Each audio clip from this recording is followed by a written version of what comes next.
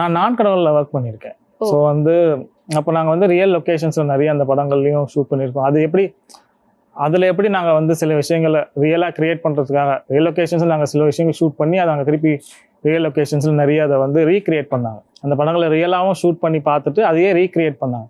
So இந்த விஷயங்கள் நம்ம எப்படி ரியலாகவே பண்ண முடியும் அப்படின்னு யோசிச்சேன்னா, இந்த படத்தில் நிறைய ரியல் லொக்கேஷன்ஸ் தான் கிடைக்கும்.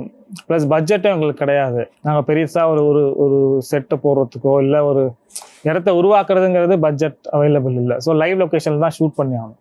ஸோ அப்போ மோஸ்ட்லி இது கேண்டிடாக இருக்கணும் அப்படிங்கிறதுக்கு அதுக்கேற்ற மாதிரி கேமரா எக்யூப்மெண்ட்ஸோ மோஸ்ட்லி லைட்டிங் பண்ணவே முடியாது. பிகாஸ் எல்லாமே ரியல் லைட் நேச்சுரல் லைட்டிங்கில் தான் எடுத்தோம். ஸோ அப்போ எப்போ போகலாம், எந்த கண்டிஷனில் நம்ம ஷூட்டிங் போகலாம், எந்தெந்த லொக்கேஷன் செலக்ட் பண்ணலாம்னு அதுக்கு ஒரு தேடல் இருந்துச்சு. அப்படி தான் ரெடி ஆனோம். அதாவது இந்த லிமிட்டட் க்ரூவில் எப்படி இந்த படத்தை பண்ண முடியும்.